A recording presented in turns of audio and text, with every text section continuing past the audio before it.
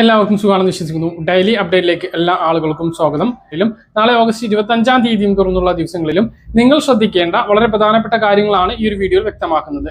വീഡിയോയുടെ സംശയങ്ങളിലേക്ക് കടക്കുന്ന കൂടുതൽ ആളുകളിലേക്ക് ഇൻഫർമേഷൻ എത്താൻ ഷെയർ ചെയ്യുക, ലൈക്ക് ചെയ്യുക, ഫേസ്ബുക്കിലൂടെ കാണുന്ന ആളുകൾ ഫോളോ ചെയ്യുക. വീഡിയോയുടെ വിശദമായ വിവരങ്ങളിലേക്ക് വരാം. ഗ്യാസ് കണക്ഷൻ ഉള്ള ആളുകൾ KYC ചെയ്യുന്നതിന് വേണ്ടിയിട്ടുള്ള അവസാന തീയതി നിലവിൽ അവസാനിച്ചിരിക്കുകയാണ്. ഇനിയും ഇപ്പോഴും അത് ചെയ്യാത്തവർക്ക് ചെയ്യാൻ കഴിയുന്നതാണ്. ചെയ്തിട്ടില്ല എങ്കിൽ ഗ്യാസ് സിലിണ്ടർ നിർബന്ധമായിട്ടും മുടങ്ങും. സെപ്റ്റംബർ മാസം മുതൽ വീണ്ടും വില കൂടാനിരിക്കുകയാണ്. ആഗോള വിപണിയിൽ ഇന്ധന വില ഗണ്യമായിട്ട് $100 ക്രൂഡ് ഓയിൽ വില എത്തുകയാണ്. പശ്ചിമേഷ്യൻ സംഘർഷം തുടരുന്ന സാഹചര്യത്തിൽ ഗ്യാസ് വില കുറയില്ല, കൂടാനാണ് സാധ്യത. അപ്പൊ സെപ്റ്റംബർ 1-ാം തീയതി ഗ്യാസിന് വില കൂടിയേക്കാം. മറ്റൊരു പ്രധാനപ്പെട്ട കാര്യം, ഗ്യാസിന് ഇപ്പോൾ നിലവിലുള്ള നിയന്ത്രണങ്ങൾ എടുത്തു കളഞ്ഞിട്ടില്ല.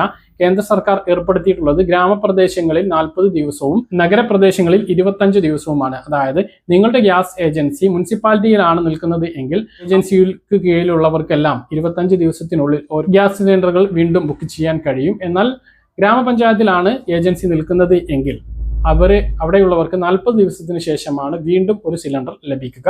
അത് നിയന്ത്രണം ഇപ്പോൾ തുടരുകയാണ്. KYC ചെയ്യാത്തവർ നിർബന്ധമായിട്ടും ചെയ്യുക. ഇല്ല എങ്കിൽ നിങ്ങളുടെ ഗ്യാസ് കണക്ഷൻ റദ്ദാകുന്നതാണ്. 30%, രാജ്യത്ത് 30% ആളുകൾ അനധികൃതമായിട്ടാണ് ഗാർഹിക പാചകവാതക കയ്യിൽ വെച്ചിരിക്കുന്നത് എന്നാണ് കേന്ദ്ര സർക്കാരും പൊതുമേഖലാ എണ്ണ കമ്പനികളും പറയുന്നത്. അത് ഒഴിവാക്കാൻ വേണ്ടിയിട്ടാണ് KYC.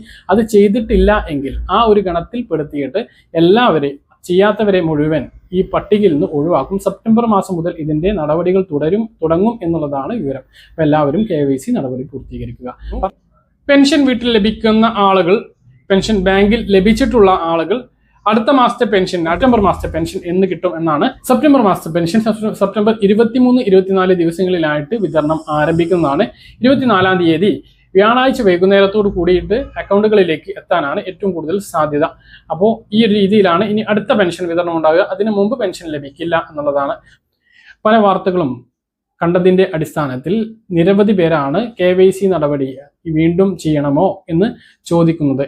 PM കിസാൻ സമ്മാൻ നിധി വാങ്ങുന്ന ആളുകളോട് എല്ലാവരുമോടുമായി KYC ചെയ്യുന്നതിന് വേണ്ടി ആവശ്യപ്പെട്ടിട്ടില്ല. ആധാറുമായിട്ട് അക്ഷയയിലെത്തി KYC ചെയ്യണമോ എന്നാണ് പല ആളുകളും ചോദിക്കുന്നുള്ളത്.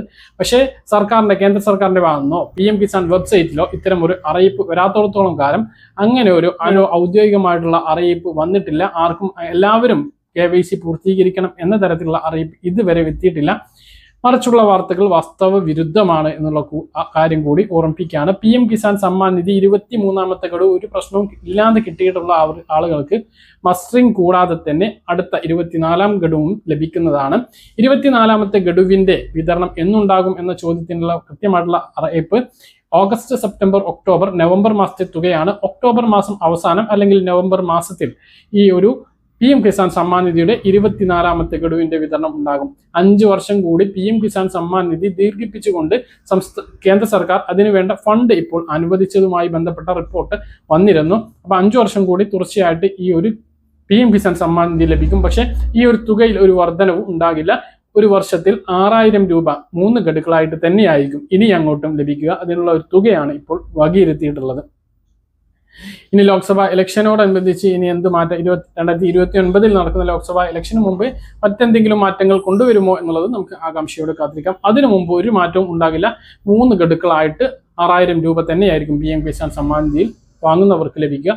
ഇപ്പോൾ പ്രത്യേകിച്ച് KYC നടപടികൾ ആരും ഒന്നും ചെയ്യേണ്ടതില്ല. നിങ്ങളുടെ സ്റ്റാറ്റസ് പരിശോധിച്ച് നിങ്ങൾക്ക് പ്രത്യേകമായിട്ട് അങ്ങനെ ഒരു അറിയിപ്പ് ലഭിച്ചിട്ടുണ്ടെങ്കിൽ, മെസ്സേജ് വന്നിട്ടുണ്ടെങ്കിൽ, സ്റ്റാറ്റസിൽ അങ്ങനെ കാണിക്കുന്നുണ്ടെങ്കിൽ അവർ മാത്രം KYC അല്ലെങ്കിൽ KYC ചെയ്യുക. അല്ലാത്തവർ KYC നടപടിക്ക് വേണ്ടി അക്ഷയ കേന്ദ്രങ്ങളിലോ CSC കേന്ദ്രങ്ങളിലോ ഇപ്പോൾ പോകേണ്ടതില്ല. അതുകൊണ്ട് അത് ചെയ്യാത്തതുകൊണ്ട് ഈ ഒരു തുക മുടങ്ങില്ല എന്നുള്ളത് ഓർമ്മിപ്പിക്കുന്നു. ഔദ്യോഗികമായിട്ടുള്ള അറിയിപ്പ് വെബ്സൈറ്റിൽ വന്നാൽ കൃത്യമായിട്ട് നിങ്ങളെ അറിയിക്കുന്നതാണ്. മറ്റൊരു പ്രധാനപ്പെട്ട കാര്യം അഗ്നിസാർ കർഷക രജിസ്ട്രേഷൻ ആണ്. അത് ഇപ്പോൾ നിർബന്ധമില്ല എങ്കിലും ഭാവിയിൽ ഈ ഒരു തുക ലഭിക്കുന്നതിന് വേണ്ടി നിർബന്ധമാവുന്നതാണ്. അതുകൊണ്ട് തന്നെ തീർച്ചയായിട്ടും ആ ഒരു കാര്യം എല്ലാവരും ചെയ്യുക. അഗ്നിസാർ കർഷക രജിസ്ട്രേഷൻ നിർബന്ധമായിട്ടും ചെയ്യുക. പിന്നെ ഫസൽ ബീമ യോജന കർഷക ഇൻഷുറൻസ്, വിള ഇൻഷുറൻസ് പദ്ധതിയാണ്. ആ പദ്ധതിയിൽ രജിസ്റ്റർ ചെയ്യാത്ത ആളുകൾ അതിലേക്ക് നിശ്ചിത തുക അടച്ചുകൊണ്ട് ആ ഇൻഷുറൻസ് പദ്ധതിയിൽ ചേരാത്ത ആളുകൾ നിർബന്ധമായിട്ടും ചേരുക. വളരെ ചുരുങ്ങിയ ഒരു 100 രൂപക്ക് താഴെയുള്ള വളരെ ചെറിയ ഒരു തുക മാത്രമാണ് വരുന്നത്. എന്ത് തരത്തിലുള്ള കൃഷിനാശം സംഭവിച്ചാലും അതിനുള്ള നഷ്ടപരിഹാരം കേന്ദ്ര സർക്കാർ നൽകുന്നതാണ്. കർഷകർ ശ്രദ്ധിക്കേണ്ട മറ്റൊരു പ്രധാനപ്പെട്ട കാര്യം, SMAM പദ്ധതി പ്രകാരം കൃഷി ഉൽപ്പന്നങ്ങൾ, കാർഷിക ഉൽപ്പന്നങ്ങൾ, കാർഷിക യന്ത്രങ്ങൾ പകുതി വിലക്ക് 80% വരെ വിലക്കുറവിൽ ലഭിക്കുന്നുണ്ട്. അതിനു വേണ്ടിയിട്ടുള്ള അപേക്ഷകൾ തുടരുകയാണ്. സെപ്റ്റംബർ 15 വരെ ഇതിലേക്ക് അപേക്ഷ സമർപ്പിക്കാവുന്നതാണ്. 1 രൂപ പോലും തിരിച്ചടയ്ക്കേണ്ട സാമ്പത്തികമായി പിന്നോക്കം നിൽക്കുന്ന നിർധനരായ വിദ്യാർത്ഥികൾക്കായി SBI ഫൗണ്ടേഷൻ നൽകുന്ന SBI platinum jubilee ASHA scholarship 2026 പദ്ധതിയിലേക്ക് അപേക്ഷ ക്ഷണിച്ചു. രാജ്യത്തുടനീളമുള്ള 25,707 വിദ്യാർത്ഥികൾക്ക് വേണ്ടി 100 കോടി രൂപയുടെ ധനസഹായമാണ് ലഭ്യമാക്കുന്നത്. സ്കൂൾ വിദ്യാർത്ഥികൾക്ക് മുതൽ ഉന്നത വിദ്യാഭ്യാസത്തിന് വേണ്ടി പഠിക്കുന്ന വിദ്യാർത്ഥികൾക്ക് വരെ പദ്ധതിയിലേക്ക് അപേക്ഷിക്കാം. അപേക്ഷ സമർപ്പിക്കേണ്ട അവസാന തീയതി 2026 നവംബർ 4 പഠിക്കുന്ന കോഴ്സിനെ ആശ്രയിച്ച് 15,000 മുതൽ 20 ലക്ഷം രൂപ വരെയാണ് സ്കോളർഷിപ്പിലൂടെ സാമ്പത്തിക സഹായം ലഭിക്കുക. പഠനം പൂർത്തിയാകുന്നതുവരെ സാമ്പത്തിക സഹായം ലഭിക്കും. ട്യൂഷൻ ഫീസ്, മറ്റ് വിദ്യാഭ്യാസ ചെലവുകൾ ഉൾപ്പെടെ സമഗ്രമായിട്ടുള്ള സാമ്പത്തിക സഹായമാണ് ഈ പദ്ധതിയിലൂടെ ലഭിക്കുക. 9ാം ക്ലാസ് മുതൽ ബിരുദാനന്തര ബിരുദം വരെ പഠിക്കുന്ന ഇന്ത്യൻ വിദ്യാർത്ഥികൾക്കാണ് ഈ സ്കോളർഷിപ്പിനായി അപേക്ഷിക്കാൻ IIT-കൾ, IIM-കൾ, മെഡിക്കൽ പ്രൊഫഷണൽ സ്ഥാപനങ്ങളിൽ പഠിക്കുന്ന വിദ്യാർത്ഥികൾക്കും അപേക്ഷിക്കാം. കൂടാതെ വിദേശത്ത് പഠിക്കാൻ ആഗ്രഹിക്കുന്ന വിദ്യാർത്ഥികൾക്കും അപേക്ഷിക്കാവുന്നതാണ്. NIRF ടോപ്പ് 300-ൽ ഉൾപ്പെടാത്തതോ NAC A റേറ്റിംഗിൽ ഉൾപ്പെടാത്തതോ ആയ സ്ഥാപനങ്ങളിൽ പഠിക്കുന്നവർക്കും സഹായം ലഭിക്കും. യോഗ്യതാ മാനദണ്ഡങ്ങൾ ഇനി പറയുന്നവയാണ്. അപേക്ഷിക്കുന്ന വിദ്യാർത്ഥികൾക്ക് മുൻ അധ്യയന വർഷത്തിൽ കുറഞ്ഞത് 75% മാർക്ക് അല്ലെങ്കിൽ 7.0 CGPI നേടിയിരിക്കണം. കുടുംബ വാർഷിക വരുമാനം സ്കൂൾ വിദ്യാർത്ഥികൾക്ക് 3 ലക്ഷം രൂപയും കോളേജ് PG വിദ്യാർത്ഥികൾക്ക് 6 ലക്ഷം രൂപയും കൂടാൻ പാടില്ല.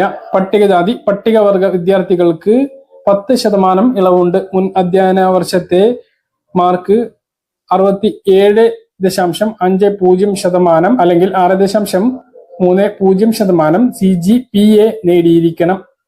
പെൺകുട്ടികൾക്ക് 50% സീറ്റ് സംവരണം ചെയ്തിട്ടുണ്ട്. SC/ST വിഭാഗക്കാർക്ക് 25% സീറ്റും സംവരണം ചെയ്തിട്ടുണ്ട്. അപേക്ഷ സമർപ്പിക്കേണ്ട വിധം, അപേക്ഷകൾ 2025 നവംബർ 15 മുമ്പായിട്ട് ഔദ്യോഗിക വെബ് പോർട്ടലായിട്ടുള്ള www.sbi-asha-scholarship.in എന്ന വെബ്സൈറ്റ് മുഖേന ഓൺലൈനായി സമർപ്പിക്കണം. വിദ്യാർത്ഥികൾക്ക് അക്കാദമിക് വിവരങ്ങൾ പൂരിപ്പിക്കുകയും ആവശ്യമായ രേഖകൾ അപ്ലോഡ് ചെയ്യുകയും വേണം. അപ്പോൾ തിരഞ്ഞെടുക്കപ്പെടുന്ന വിദ്യാർത്ഥികൾക്ക് അവരുടെ പഠന ചെലവ് മുഴുവനായിട്ടും നൽകുന്ന രീതിയാണ് ഉള്ളത്. അതുകൊണ്ട് തന്നെ അർഹരായിട്ടുള്ള വിദ്യാർത്ഥികൾ അപേക്ഷ സമർപ്പങ്ങളായിട്ടുള്ളത് പറഞ്ഞ കാര്യങ്ങൾ കൃത്യമായിട്ട് മനസ്സിലാണെന്ന് കരുതുന്നു. ഇതുപോലുള്ള ഇൻഫർമേഷൻ ലഭിക്കാൻ ചാനൽ സബ്സ്ക്രൈബ് ചെയ്യുക, ബെൽ ഐക്കൺ എനേബിൾ ചെയ്ത് വെക്കുക. മറ്റൊരു വീഡിയോയുമായി നമുക്ക് കാണാൻ. ബൈ.